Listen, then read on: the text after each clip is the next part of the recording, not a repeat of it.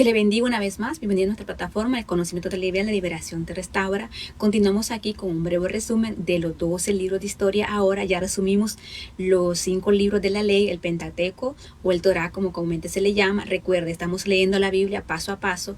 Todas estas enseñanzas es para ir paso a paso con aquellas personas que recién se han convertido, aquellas personas que recién están creciendo espiritualmente, que recién están interesados en leer la Biblia por primera vez. Así que ya resumimos en 7 puntos, ¿verdad?, los libros de la ley. Y también ahora vamos a hacerlo de la misma manera en los libros históricos. En los libros históricos recordemos siempre, ¿verdad?, que en la antigüedad los libros no estaban divididos ni en capítulos ni en textos. También los libros históricos, el nombre de cada libro se le daba del síntesis del primer párrafo del libro, ¿verdad? El objetivo principal de los libros históricos no es para dar historia científica, sino para dar historia teológica. Hay 2 aspectos muy importantes de esta historia teológica que existen más énfasis en la importancia del pacto, como yo seré vuestro Dios y vosotros seré mi pueblo. La promesa de Dios, pero aún hay un gran sí, ¿verdad? Que Dios todavía estamos bajo la promesa de nuestro Salvador Jesucristo, que vino y murió por cada uno de nosotros, y eso lo hemos ido viendo a través de la historia. El pueblo de Dios fue afectado por la historia y la historia fue afectada por el pueblo de Dios. Al leer la palabra de Dios vemos que del desarrollo de la humanidad, la civilización y los reinos a través de los siglos se refleja en las páginas de las Escrituras. Este tejido de la historia con los acontecimientos de la Biblia se conoce como contexto histórico. Los libros históricos narran la historia del pueblo de Israel, se basan en crónicas o análisis históricos, pero no dan una visión científica de la historia, sino también una expectativa de fe. Es una historia sagrada la que los historiadores teológicos que descubren la presencia salvadora de Dios en el acontecer diario, ¿verdad? Quiero que cierres tus ojos ahí, ora al Señor y dile que hable a tu vida por medio de esta enseñanza.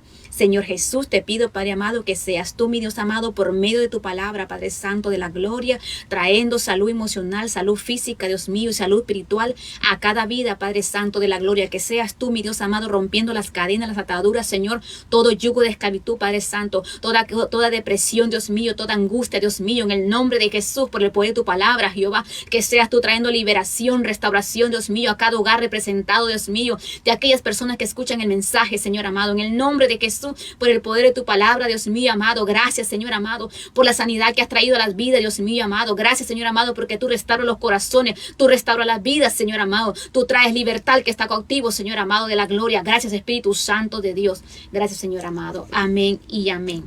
Vamos a tratar de ser breves porque el resumen es bastante. Siempre tenemos de 30 a 40 minutos, ¿verdad? Máximo 60.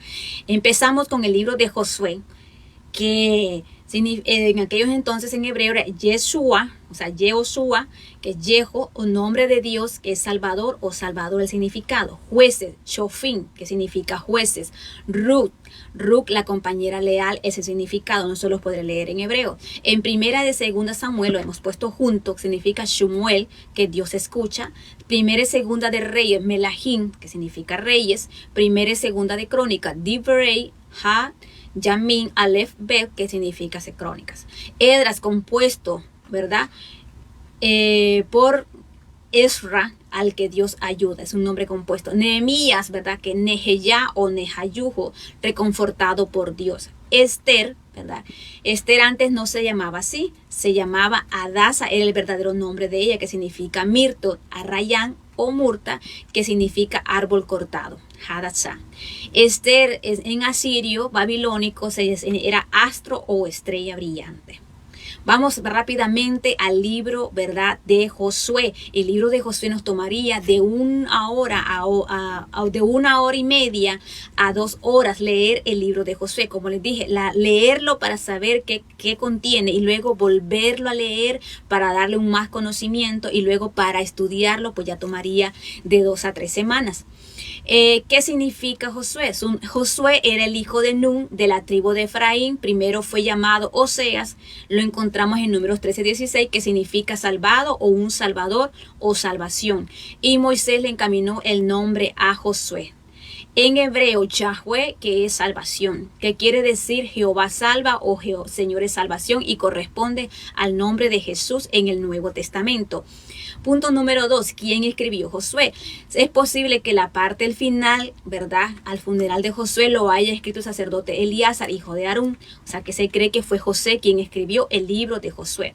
¿En qué fecha aproximada se escribió Josué? Siempre se les he dicho que para estas fechas hay diferentes puntos de vista de diferentes teólogos. Yo les voy a dar la que se está en la Reina Valera de 1960.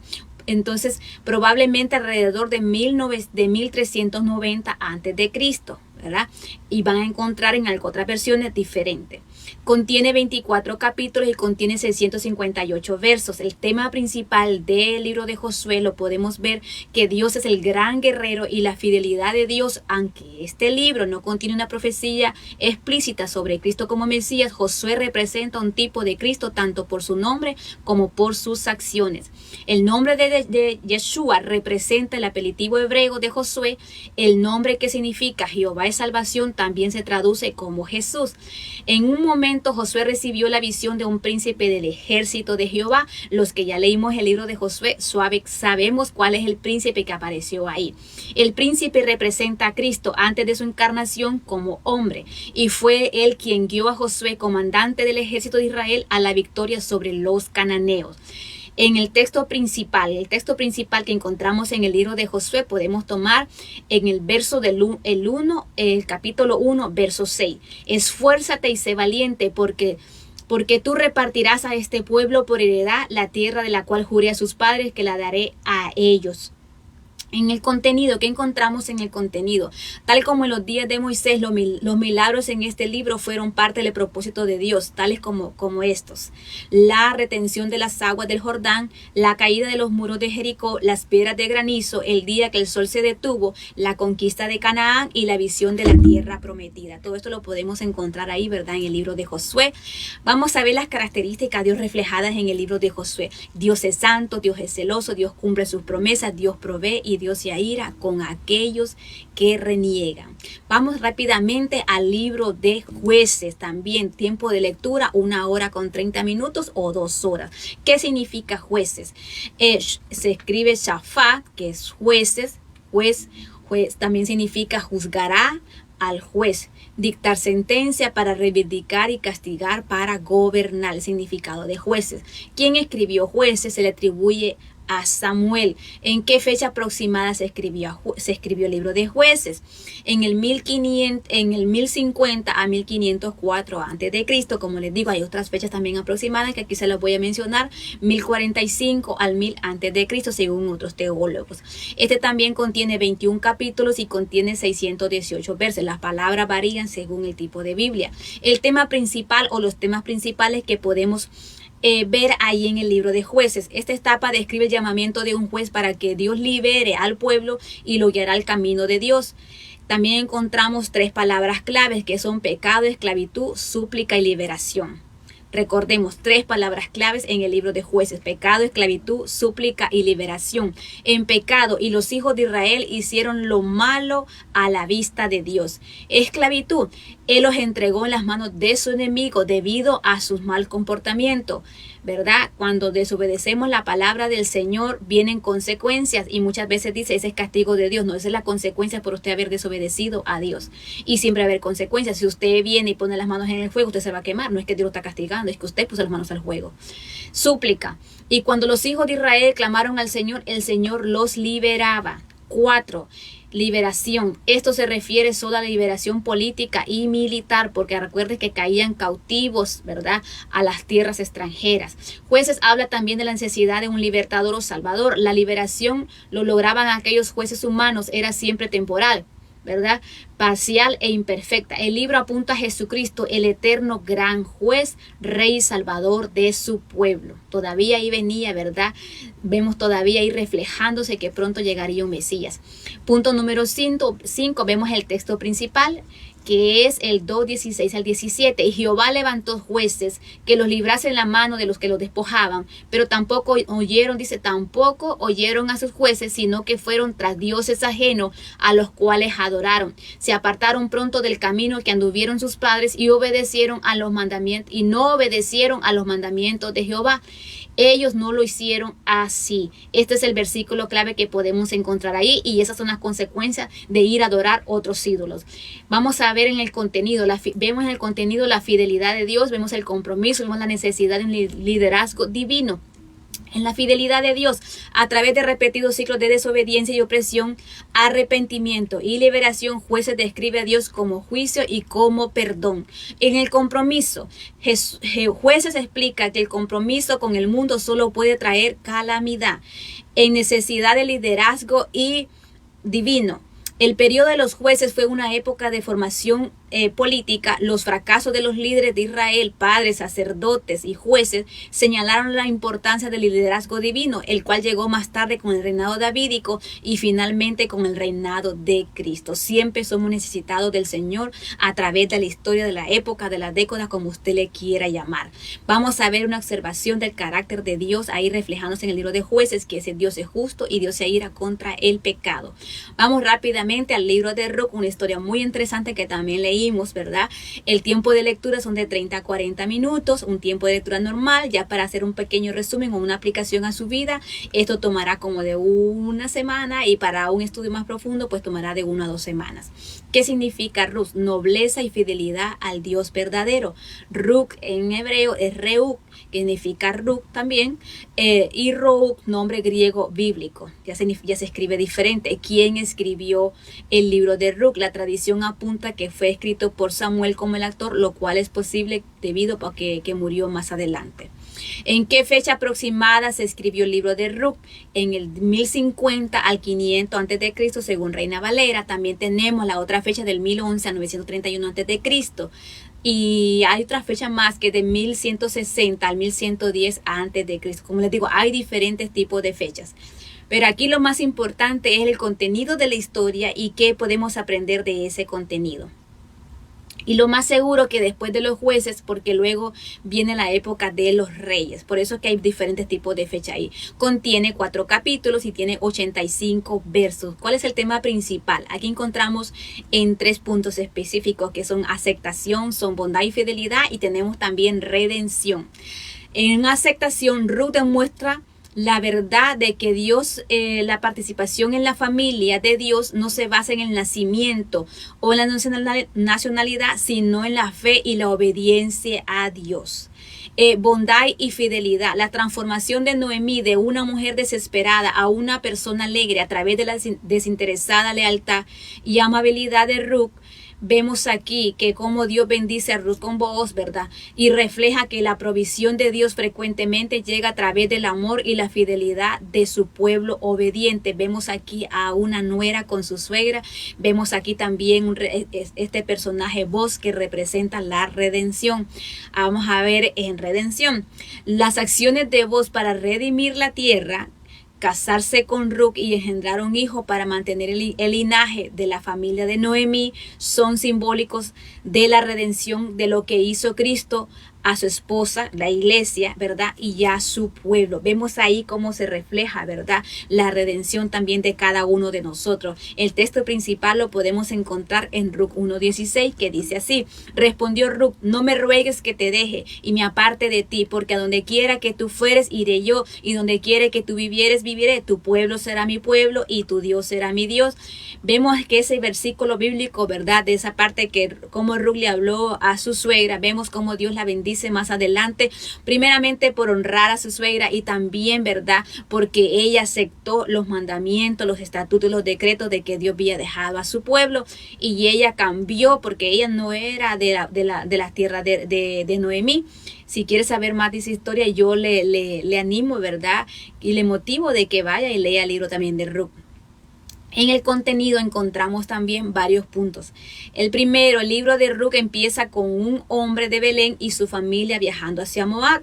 Hay 7 temas teológicos principales en Ruc. En el primer lugar, Ruc la Moabita ilustra que el plan redentor de Dios se extendía más allá de los judíos, que era a los gentiles. En segundo lugar, Ruc muestra que las mujeres son coherederas de la gracia de salvación de Dios, igual que los hombres. No hay excepción de personas delante del Señor. En tercer lugar, vemos que Ruc retrata a la mujer virtuosa de Proverbios. En el cuarto lugar, Ruc describe la soberanía de Dios y su cuidado providencial, que Dios puede usar a personas que para algunas personas son insignificantes, pero para Dios no. Y Él los usa en momentos que se ven insignificantes aparentemente ante el humano, ¿verdad? Y que resultan cruciales al cumplir la voluntad de Dios. En el quinto lugar, vemos a unas mujeres aquí, ¿verdad? Ruc con Tamar. Vemos a Raag y vemos a Betsabé, que son parte de la genealogía mesiánica, ¿verdad? Eso es muy interesante verlo. Personas que no pertenecían al pueblo de Israel, Ruc, Tamar, Raag y Betsabé, son parte de la genealogía mesiánica. Cuando usted siga leyendo los libros, ¿verdad? Si no los ha empezado a leer, sígalos leyendo, y se va a dar cuenta de lo que estamos hablando. En sexto lugar, vemos a Boaz como un tipo de Cristo, se convierte en el pariente redentor de Ruc. Finalmente, el derecho de David y por lo tanto el derecho de Cristo al trono de Israel es rastreado de regreso hasta Judá. Las características que podemos ver de Dios, que Dios es soberano y que Dios provee, eso es lo que podemos ver en el libro de Ruc. Vamos rápidamente al primero de Samuel y segundo de Samuel, que es lo que encontramos ahí. Primero, vamos a ver que Samuel se puede, el primera de Samuel, que los toma de 2 horas aproximadamente a 2 horas y media poder leer el libro de Samuel, y segunda de Samuel lo mismo, de 2 a 2 horas y media leerlo. Luego para estudiarlo un poco le tomaría una semana, y luego para dar un estudio más profundo pues de 1 a 2 semanas. El primer y segundo de Samuel fueron considerados como un libro en el manuscrito hebreo más antiguo, y más tarde fueron divididos en los 2 libros por los traductores de la versión griega Septuaginta 70, una división seguida por la Vulgata Latina, por las traducciones en castellano y las Biblias hebreas modernas. Los manuscritos hebreos más antiguos titularon el entero Samuel por el nombre que Dios usó para establecer el reinado de Israel, ¿verdad? Que Dios usó a Samuel para establecer un reinado en el pueblo de Israel. ¿Qué significa Samuel? Una vez más, provee del hebreo Samuel y significa escuchado por Dios, o Dios ha oído, o el nombre de Dios. ¿Quién escribió? Se le atribuye a Samuel y se le atribuye a Gad y también a Natán. ¿En qué fecha aproximada se escribió? En el 931 a.C. al 722 a.C. según Reina Valera 1960. Y como les digo, también ahí mismo hay otras versiones que dicen que son otras historias. Contiene 31 capítulos y contiene 810 versos. Tema principal. En el libro primera y segunda de Samuel se centra en 3 personajes: Samuel, Saúl y David, personajes muy interesantes. El poema que está en el capítulo de Dios revela los temas clave del libro: en la oposición de Dios a los orgullosos, el júbilo de los humildes y la fidelidad a pesar del mal, y la promesa de un rey mesiánico. Eso lo podemos encontrar en el capítulo 2. El texto principal, primera de Samuel 15, 22, 23, y dice así: y Samuel dijo: se complace Jehová tanto en los holocaustos y víctimas como en que se obedezca la palabra de Jehová. Ciertamente el obedecer es mejor que los sacrificios, y el prestar atención que la grosura de los carneros, porque como pecado de adivinación es la rebelión, y como ídolos es la idolatría y la obstinación. Por cuanto tú desechaste la palabra de Jehová, Él también te ha desechado para que no seas rey. Cuando queremos hacer lo que Dios nos da, lo que nos da la gana y no lo que Dios nos ha hecho, se vuelve en una obstinación, y la obstinación nos lleva al pecado. ¿Por qué? Porque tomamos malas decisiones. Vamos a ver en el contenido de Primera y Segunda de Samuel el pacto davídico, que su descendencia reinaría sobre el trono de Israel y que su linaje saldría el Mesías libertador. Vemos también la soberanía de Dios en la respuesta de oración de Ana, una mujer estéril. O sea, Dios es soberano. Alguien puede decir, esto es imposible que se realice, pero si la ciencia puede decir todo lo contrario, pero si a Dios le da la gana de decir, esta mujer va a tener un hijo, pues Dios le proveerá y le dará un hijo, claro. No por capricho de la persona, sino porque Dios tiene un propósito con esa persona. Vemos también al Espíritu Santo capacitando hombres para tareas divinamente determinadas. El Espíritu del Señor vino sobre Saúl y sobre David después de haber sido ungidos como reyes. También vemos aquí consecuencias del pecado en Primera de Segunda de Samuel. Vemos aquí cómo se demuestran las consecuencias personales y nacionales del pecado. El pecado de Elí y también la de sus hijos. Vemos cómo esas son consecuencias personales de que ellos hacían lo malo, y vemos también cómo pagaron por haber desobedecido. También vemos la falta de reverencia hacia el arca, que llevó a la muerte de varios israelitas. También la desobediencia de Saúl resultó en juicio del Señor sobre Saúl y sobre el pueblo que lo siguió. Aunque David fue perdonado por su pecado de adulterio y asesinato, después de su confesión, sufrió las consecuencias inevitables y devastadoras por su pecado. También vemos aquí en Primera y Segunda de Samuel el abuso de poder. Hay personas que cuando tienen un poder ahí quieren abusar del título que se les ha dado. Vemos el asesinato de Abner por parte de Joab, preparativos de David para la muerte de Urías en la batalla, violación de Tamar por parte de Amón. Vemos asesinato de Amón en manos de Absalón y la rebelión de Absalón. Cuando se nos da un título, cuando tenemos cierta autoridad, muchas veces gobernamos injustamente, y eso es lo que Dios no quiere, y eso lo hemos reflejado en cada uno de estos libros de historia. Vamos a ver la observación de Dios, ¿verdad? Del carácter de Dios aquí en el Primera y Segunda de Samuel, que Dios es santo, que Dios es poderoso, que Dios provee, que Dios es justo, que Dios es soberano, que Dios es sabio, y que Dios se aira hacia el pecado y la murmuración y la obstinación. Vamos rápidamente, ¿verdad?, a los libros de Reyes. En Primera de Segunda de Reyes también lo llevamos juntos. Primera y Segunda de Reyes originalmente era un libro llamado en el texto hebreo Reyes, de la primera palabra en el verso 1:1. La traducción griega del Antiguo Testamento de la Septuaginta de los 70 dividió el libro en dos, y ese fue seguido la versión Vulgata Latina y las traducciones en castellano. Quedó Primera de Reyes y Segunda de Reyes. El tiempo de lectura que nos tomaría para leer este libro es de 2 a 3 horas, tanto Primera de Reyes como Segunda de Reyes. ¿Qué significa Reyes? Reyes significa Melahim. Vean en hebreo qué significa reyes, y la palabra lo dice, reyes, ¿verdad? Personas que gobernaban el pueblo. ¿Quién escribió? Se cree que lo escribió Jeremías. ¿En qué fecha aproximada se escribió? En el 560 al 538 antes de Cristo. Contiene 22 capítulos y 816 versos. El tema principal que podemos encontrar aquí es ley del rey, la ley del Torah, eso lo encontramos en Deuteronomio 17, 14, 17, que es la ley del rey o la ley para un rey. Moisés advirtió que el rey debía tener dominio propio y no entregarse completamente a amor al poder, autoritarismo al multiplicar sus caballos, amor al placer, que es hedonismo, al multiplicar sus esposas, amor a la riqueza, materialismo, al multiplicar su plata y oro. 3 puntos importantes que un reino debe tener, o un gobernante, o un presidente, o un líder: autoritarismo, egoísmo, materialismo, ¿verdad? A veces son palabras que nos cuesta pronunciar, pero es amor al poder, ¿verdad? Amor al placer y amor a la riqueza. ¿Qué significa eso? Eso lo vimos, ¿verdad?, en Primera y Segunda de Reyes, que no debemos hacer eso, ninguno de nosotros hoy en día, y ningún líder debe de hacerlo, si no la nación tendrá graves consecuencias, como lo vimos con estos reyes que practicaron estas cosas.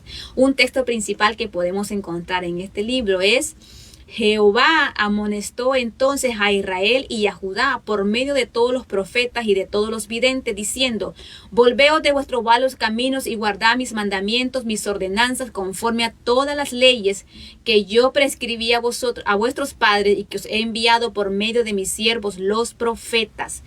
Entonces aquí se les está recordando una vez más sobre las leyes, ¿verdad? También vamos a ver en el contenido. ¿Qué hay en el contenido aquí? Vemos aquí el pacto mosaico.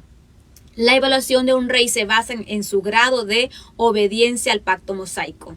Uno de los mensajes principales es que la obediencia trae bendición y la desobediencia trae juicio, tanto como para el rey como para el pueblo. Lo vemos reflejado en los dos reinos divididos de Israel y Judá. A causa del pecado de Salomón, el pacto davídico, ¿verdad? El significado histórico del pacto davídico se demuestra a través de la referencia a las promesas que Dios le hizo a David, y usó la vida del reinado de David como el estándar por los cuales los reyes posteriores se medían a un Dios verdadero. Debían tener un lugar central de adoración en el templo de Jerusalén, ¿verdad? Son tres cosas que el reino debería tener: amor al placer, amor a la riqueza y amor al poder, ¿verdad? Que es la característica que Dios podemos ver aquí en Primera y Segunda de Reyes. Las características que vemos aquí: que Dios llena el cielo y la tierra, que Dios es glorioso, que Dios es misericordioso, que Dios cumple su promesa y que Dios provee. O sea, en todos los libros vamos viendo esa característica, que Dios sigue proveyendo a su pueblo. Vamos a ver aquí en el libro de Primera y Segunda de Crónicas, y quiero darles un énfasis antes de empezar aquí, que Primera, Segunda de Crónicas, Esdras y Nehemías se cree que originalmente era una sola serie de obras, como que un solo conjunto, pero el autor tuvo acceso a registros diarios y archivos oficiales que ya no se conocen. También tuvo a mano todos los libros anteriores del Antiguo Testamento, y los libros fueron divididos, la historia, o como le digo, los rollos, ¿verdad?, pudieron dividirse en libros. Aquí tenemos Primera y Segunda de Crónicas. El tiempo de lectura, 2 horas y media, tanto la primera como el segundo libro. ¿Qué significa crónica? Primera de Crónicas es Divrei o Yamin o Aleph o Bet, que es crónicas. Segunda de Crónicas son las cosas omitidas, ¿verdad? Que significa las cosas omitidas que no encontramos en Reyes, ¿verdad? Entonces en el tiempo atrás va a encontrar aquí muchas cosas que fueron omitidas aquí en Primera y Segunda de Crónicas. ¿Quién escribió Crónicas? Se le atribuye que lo escribió Esdras. ¿En qué fecha aproximada se escribió? En el 425 al 400 antes de Cristo. Contiene 29 capítulos y contiene 942 versos. El tema principal, o uno de los temas principales que encontramos en este libro o en estos libros, es una historia genealógica selecta de Israel, el Reino Unido de Israel bajo Saúl y también bajo Salomón. También vemos la monarquía de Judá, el reino davídico, y también vemos la liberación de Judá de su cautividad de 70 años. El texto principal que podemos tomar aquí es el 22:19 de Primera de Crónicas, que dice: poned pues vuestro corazón y vuestros ánimos en buscar a Jehová vuestro Dios, y levantaos y edificad el santuario de Jehová Dios, para traer el arca del pacto de Jehová y los utensilios de consagración a Dios, a la casa edificada en nombre de Jehová. ¿Qué encontramos en el contenido? Vemos el pacto davídico. Las genealogías, ¿verdad?, enfatizan las tribus de Judá y Benjamín, porque Crónicas tiene mucho que ver principalmente con la dinastía davídica. Dios le prometió a David que algún día su descendencia gobernaría un reino eterno, y Crónicas demuestra la fidelidad continua de Dios a esa promesa. Vemos la preparación para la alabanza en el templo. Se hace un énfasis meticuloso, ¿verdad?, en los detalles de la preparación que hizo David para la construcción del templo, que lleva a cabo su hijo Salomón. También vemos aquí que David trajo el arca de vuelta a Jerusalén y nombró levitas para cuidar el arca. También vemos aquí, ¿verdad?, en Primera y Segunda de Crónicas, cerca del final de su vida, David le dio a Salomón los planos para el templo, los detalles que había recibido de Dios, ¿verdad? Esto lo encontramos en Primera y Segunda de Crónicas. Muy interesante la historia que encontramos ahí. Vamos a ver también cómo se refleja el carácter de Dios aquí en Primera y Segunda de Crónicas. Dios es glorioso, Dios es santo, Dios es misericordioso, Dios es poderoso, Dios cumple sus promesas, Dios provee, Dios es uno y Dios es sabio. Y ya rápidamente, ¿verdad? Vamos al libro de Esdras, que Esdras nos tomaría 1 hora en tiempo de lectura y vamos a ver qué significa Esdras. Dios es mi ayuda. Esdras compuesto, ¿verdad? Es un nombre compuesto que significa Ezra, al que Dios ayuda.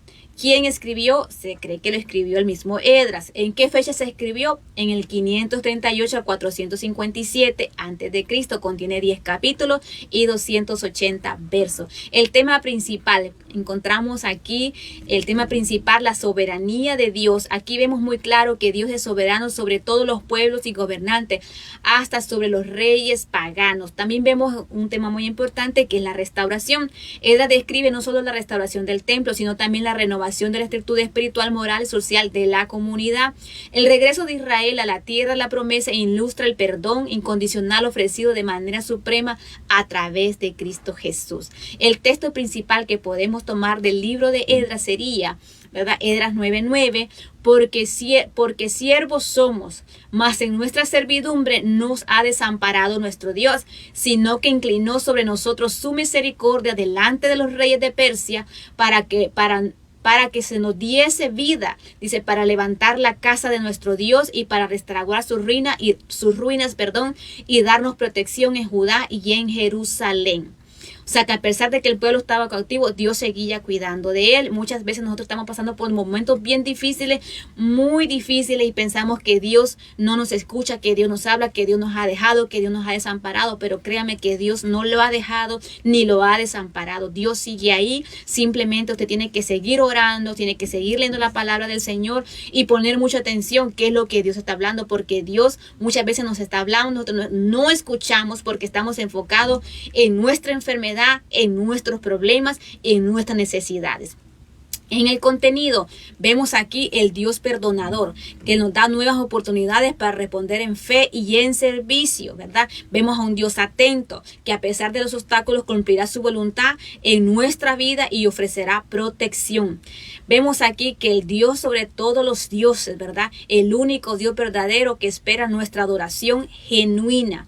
Vamos a ver el carácter de Dios reflejado aquí en el libro de Esdras, que Dios es bueno, Dios es poderoso, Dios es justo, Dios es sabio y Dios se aira contra el pecado y la desobediencia. Vamos a ver aquí el tiempo de lectura que nos tomaría el libro de Nehemías, ¿verdad? Que sería de 1 hora a 1 hora y media que nos tomaría el libro de Nehemías. ¿Qué significa Nehemías? Dios reedifica su ciudad, ¿verdad? Nehemías viene del Neheyá o Nehayahu, reconfortado por Dios, o Yahweh ha consolado. ¿Quién escribió Nehemías? Se cree que lo escribió Nehemías o Esdras. ¿En qué fecha aproximada? 457 y 440 a.C. Contiene 13 capítulos y 406 versos, o sea, 406 versos. Un tema principal que podemos encontrar aquí es que vemos la conclusión exitosa del segundo templo, a pesar de la oposición, y la reconstrucción exitosa de las murallas, a pesar también de las oposiciones. Vemos crisis de matrimonios mixtos y de la identidad nacional, interés por la renovación y reforma del pacto basado en la ley entre los desterrados que habían regresado a Jerusalén. Era muy importante que todos los que regresaron, ¿verdad?, también se les fuera leída la palabra de Dios para volver otra vez, ¿verdad?, a los caminos que el Señor les había trazado. Un texto principal que podemos encontrar aquí en el libro de Nehemías, ¿verdad?, es el de Nehemías 2:17. Les dije: pues vosotros veis el mal en que estamos, que Jerusalén está desierta y sus puertas consumidas por el fuego. Venid y edifiquemos el muro de Jerusalén y no estemos más en oprobio. En el contenido podemos ver la dedicación de ayudar. Jerusalén estaba destruida y la gente desmoralizada a reconstruir el muro, ¿verdad? Jerusalén estaba destruida y la gente estaba desmoralizada al reconstruir el muro, ¿verdad? La gente se iba a animar, o sea, todos iban a ser animados. Pero también vemos que para poder construir el muro, o sea, reconstruir el muro, este pueblo también tenía que tener ánimo para poder reconstruir el muro. Muchas veces nosotros no tenemos ánimo ni de levantarnos de nuestra cama, ánimo ni de comer aunque tengamos hambre, ánimo de orar, ánimo de leer la Biblia y no digamos que tengamos ánimo de ir a la iglesia. Usted se imagina cómo estaba este pueblo. Llegan del exilio, ¿verdad? Son liberados, han sido esclavos y llegan a su ciudad y todo está reconstruido, todo está hecho un desastre. No tenían ánimo ni humanamente ni espiritualmente de reconstruir los muros, pero Dios siempre levanta a alguien para que nos dé palabra de aliento. Dios siempre levanta a alguien para que venga a dar una chispita, para que se encienda ese juego nuevamente en nosotros. Y eso es lo que estaba pasando aquí con Nehemías. Vemos aquí renovación, una palabra clave aquí en el contenido, que es mientras que la reconstrucción de las paredes de Jerusalén era el reto material obvio que enfrentaba a Nehemías, también sabía que su mayor reto era que los judíos reconocieran que habían quebrantado el pacto y todas las promesas a Dios y que debían volver sus corazones hacia mediante la ley de Moisés. Muchas veces nosotros estamos tan destruidos, tan desalentados, tan desanimados y muchas veces no queremos reconocer que en la palabra de Dios nos hemos alejado de ella, no queremos reconocer que nos hemos apartado de la palabra de Dios. Y por eso muchas veces, ¿verdad? No hay ánimo en nosotros, por eso muchas veces no hay esperanza en nosotros. Así que debemos tomar ánimo, tomar esperanza, leer la palabra del Señor, aunque no le encontremos, ¿verdad? Sentido. Tenemos que tener una decisión de dejar el pecado. Lo vemos aquí en el libro de Nehemías. Dice que ellos confesaron sus pecados al escuchar la palabra de Dios y vemos cómo voluntariamente una vez más se comprometieron a sí mismos al pacto de Dios. También vemos aquí la palabra oración. La oración es esencial para cualquier obra de Dios y Nehemías fue un líder modelo. Dice que iniciaba sus planes, no iniciaba sus planes sin antes consultar con Dios. Cualquier cosa que queramos hacer, debemos consultarle a Dios primero y esperar su respuesta. Nehemías era un hombre de oración, ¿verdad? Él se esforzó mucho, ¿verdad? Para que Dios bendiciera a su pueblo, ¿verdad? Porque Nehemías sabía que si el corazón del pueblo se volvía hacia Dios, Dios se volvía a su pueblo.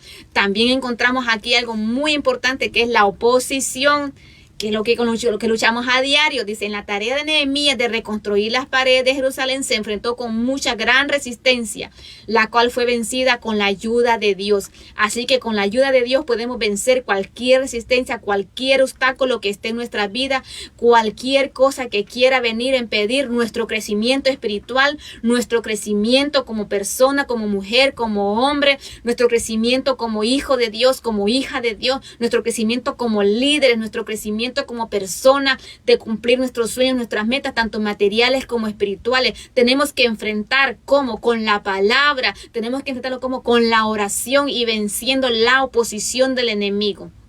Vamos a ver aquí el carácter de Dios manifestándose aquí en el libro de Nehemías. Dios es glorioso, Dios es bueno, bondadoso, paciente y misericordioso. Dios provee siempre, que Dios es justo y que Dios es uno solo y que Dios es sabio y que Dios no miente, ¿verdad? Eso lo podemos encontrar, las características dentro de este libro.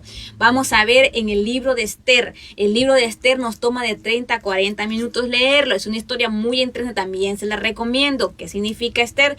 Dios protege a su pueblo. Recordemos que Esther se llamaba Adasa, que significa mirto en hebreo, y en nombre persa, el nombre de Esther significaba estrella. Se dice que la reina Esther era una mujer muy hermosa, ¿verdad?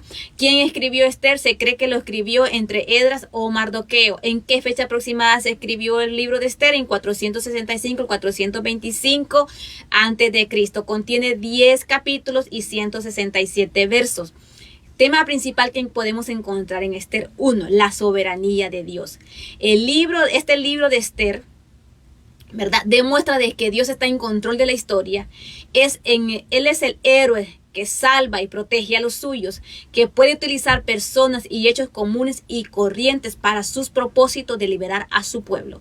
Vemos también servicio, la palabra servicio. Mardoqueo y Esther fueron personas comunes a quien Dios usó maravillosamente en una época y lugar específico para alcanzar el propósito a salvar a su pueblo de ser raídos de la tierra.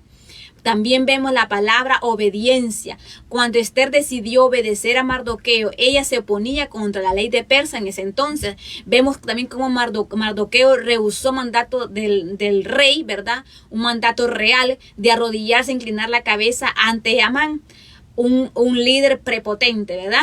El obedecer a Dios siempre es prioridad por sobre todo mandato de hombre. Orgulloso, la palabra orgulloso. Amán es el prototipo de la persona arrogante, prepotente y orgullosa. Aquí quiere saber cómo es una persona arrogante, prepotente y también cómo termina una persona arrogante, prepotente y orgullosa. Aquí en el libro de Esther lo va a encontrar, ¿verdad? Este libro ilustra la verdad que nos dice en Proverbios 16-18 que al orgulloso le sigue la destrucción y la altanería al fracaso, ¿verdad? Eso lo encontramos en Proverbios 16-18. También el comparado con Mardoqueo, quien sin duda sin él buscar un estatus para sí mismo, permitió que el Señor lo exaltara ante los ojos del rey. Y también interesante que cuando leímos la historia, ¿verdad? El mismo Naamán le tocó honrar a Mardoqueo. Así es, Dios exalta a los que se humillan y a los que se exaltan Dios los humilla, ¿verdad? O se humillan ellos mismos con sus actitudes. El texto principal que podemos encontrar aquí en el libro de Esther es en el capítulo 4:14, porque si callas absolutamente en este tiempo, respiro y liberación vendrá de alguna parte para los judíos, mas tú y la casa de tu padre pereceréis, y quién sabe si para esta hora ha llegado el reino. Esta es una palabra que le mandó Mardoqueo decir a la reina Esther, y vemos aquí que este hombre judío, que este hombre Mardoqueo, sabía plenamente que Dios no iba a dejar que su pueblo fuera destruido y que de algún lugar vendría el socorro.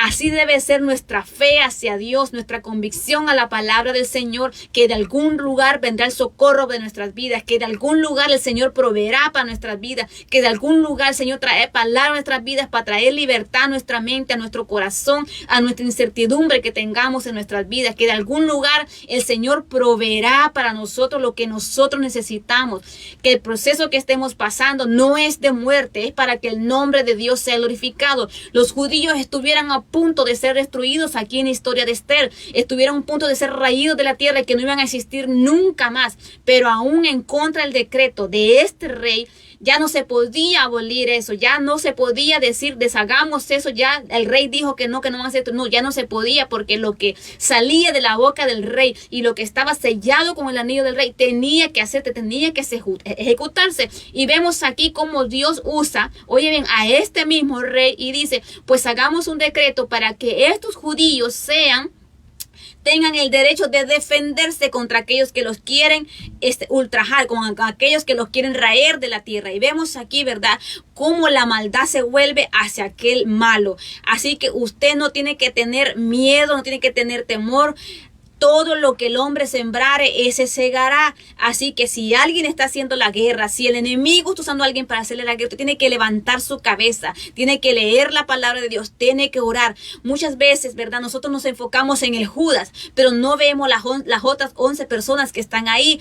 Nuestro Señor Jesucristo no se enfocó en Judas. Dios sabía del principio quién era Judas, pero Él se enfocó en los 12, en los que estaban con Él. Pero vemos aquí que aunque Judas cumplió con el propósito que tenía que cumplirse, que lo traicionó, el Señor no se enfocó en quedarse ahí. El Señor se enfocó en los 11 discípulos que aún después de la resurrección, el Señor apareció ¿con quién? A los 11 discípulos. Muchas veces nosotros nos enfocamos con nuestra herida, con nuestro problema, con nuestra enfermedad, con nuestra depresión, con nuestra dificultad, nuestra soledad. Oiga, la soledad más bien debe de ser el momento para conocernos a nosotros mismos. La soledad debe ser ese punto de partida, ese punto de cero, ese toque que ya tocaste el fondo. La soledad debe ser esa que tocas fondo, y cuando tú tocas fondo significa que ya no hay más a dónde ir. Ese es el punto de levantarte. Si tú sientes que tocaste el fondo o sientes que estás contra la espada de la pared, no hay cosa, oye bien, no hay cosa más oportuna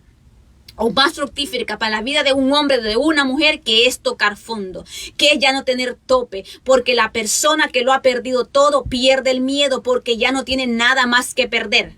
La persona que ha tocado fondo sabe que llegó al final y sabe que de ahí se puede levantar. Si tú has creído en el Señor Jesucristo, tú te puedes levantar de allí donde tú estás. Si tú crees que has tocado fondo, que de la enfermedad que estás no puedes salir, dile al Señor, si esta enfermedad es para que yo me parta contigo, y ayúdame a prepararme para cumplir el propósito por el cual estoy en esta tierra. Ayúdame a prepararme para que los días que me quedan, los meses que me quedan, los años que me quedan, yo pueda cumplir el propósito por el cual vine a esta tierra. Si estás enferma de muerte, si estás enfermo de muerte, que te quedan pocos días, pocos meses, pocos años, entonces prepárate más y alégrate, porque esa enfermedad es la puerta, es la salida de no estar más en esta tierra y de volver, oye bien, de volver a tu Creador, de volver a tu Dios, donde dice que ya no habrá más lágrimas, no habrá dolor, no habrá más llanto. Dice que ya no habrá más nada de tanto sufrimiento en esta tierra. Muchas veces nos enfocamos en querer seguir viviendo en esta tierra más años, hermano, y cada día las cosas vienen difíciles, más peores. Así que si tú estás teniendo un problema tan difícil que estás entre la vida y la muerte, dice, Señor, gracias. Si he de morir, Señor, me preparo contigo para irme contigo, Padre Santo, y me regreso a mi casa celestial. Ahora, si he de vivir en esta tierra, Señor, entonces que esta enfermedad me sirva para crecer mi fe, para aumentar mi fe, mi amor hacia ti, mi convicción hacia ti, y decirle a la gente que tú eres real, que tú sanas, que tú salvas, que tú restauras, que tú liberas, Señor amado. Miren esta historia de Esther. Al combinar los dos libros de historia, podemos ver cómo Dios se multiplicó en este pueblo, cómo Dios vino y trajo liberación a este pueblo. Así Dios trae liberación a nuestras vidas, y cómo por medio de la palabra, por medio de la oración, podemos recibir esa restauración que tanto estamos necesitando. Así que tu problema no es de muerte, tu problema tiene dos objetivos: enseñarte a creer en Dios. Tu soledad no es de muerte, para que tú aprendas que ahí en la soledad es Dios quien está contigo. Muchas veces Dios aleja a la gente de ti, la gente que más te ama. Es un propósito que Dios tiene. No te enojes con el Judas, no te enojes con la gente que te haga daño. Alégrate, porque te está enseñando qué tan fuerte tú puedes ser. Si te pusieron una puñalada tanto por la espalda como de frente y todavía estás vivo, significa que eres fuerte, que esa herida va a sanar y que va a ser fuerte, y después pueden venir más puñaladas, pero ya no va a ser, ya no vas a estar débil, ya no vas a ser tan sensible con eso, ya no te va a perjudicar que el Judas salga por ahí. ¿Por qué? Porque ya recibiste una puñalada anteriormente, y eso marcó tu historia, eso marcó tu vida y te hizo diferente. Si alguien te ha golpeado una vez, entonces el segundo golpe que trae no te dolerá tanto, porque ya sabes lo que te duele, ya sabes lo que pasaste, sabes el proceso, y ya lo demás que viene llegando, ya lo demás que viene hacia aquí, ya para ti no es nada, porque lo superaste. Pero cuando tú te quedas ahí aliviando la herida que te está doliendo, que no quieres que le pongan sal porque te va a doler, no, échele más sal, porque entre más sal echa la herida, más rápido sana. Así se curaba la gente en la antigüedad, le ponían sal y la sal cicatrizaba. Entonces significa que entre más te duele, significa que estás sanando. Así que significa que más adelante, cuando alguien quiere lastimarte, cuando el enemigo venga y traiga a lastimarte, eso ya no te va a afectar a ti. Recuerda, lo que no te mata te hace más fuerte.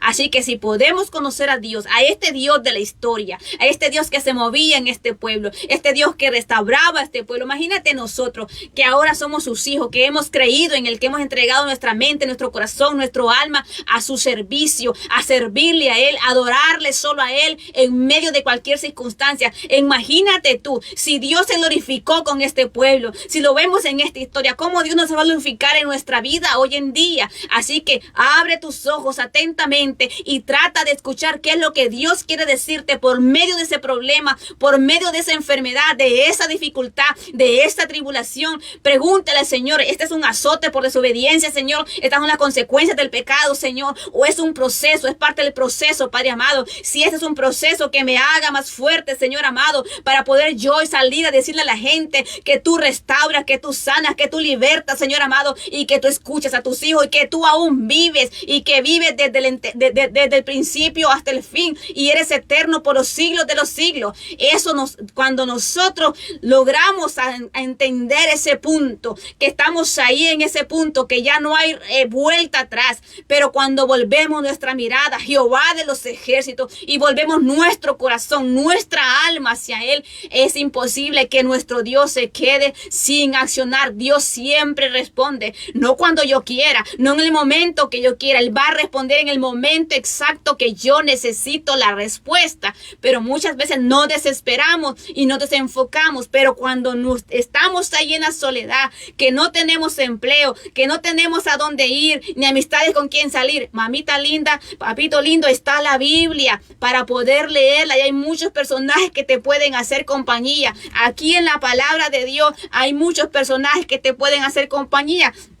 Podemos ver a Job, podemos ver a David, podemos ver a Josué, podemos ver a Salomón, podemos ver a Ruth, a Noemí, a Esther, bueno, qué tantos personajes. Si vamos al Nuevo Testamento, podemos encontrar también muchos personajes bíblicos que nos puedan hacer compañía, y no solo nos hacen compañía. Cuando nosotros disponemos a leer la palabra del Señor, no solamente nos está haciendo compañía, sino que está reestructurando nuestra alma, nuestra vida, y nos está alimentando y nos está haciendo fuerte. Crece nuestra fe, crece nuestra esperanza y crece nuestra visión, porque eso es lo que trae la palabra del Señor. Jamás regresará vacía, siempre hará lo que Dios quiere que haga su palabra. Que el Señor te continúe bendiciendo, y todas estas cosas las podemos encontrar, ¿verdad? Que nos podemos fortalecer en el Señor, que nuestra fe pueda crecer en el Señor. Dios provee, es una de las características principales que podemos ver en el libro de Esther, y que la gracia del Señor es para con todos los hombres, con todo hombre, ya sea pecador o no pecador.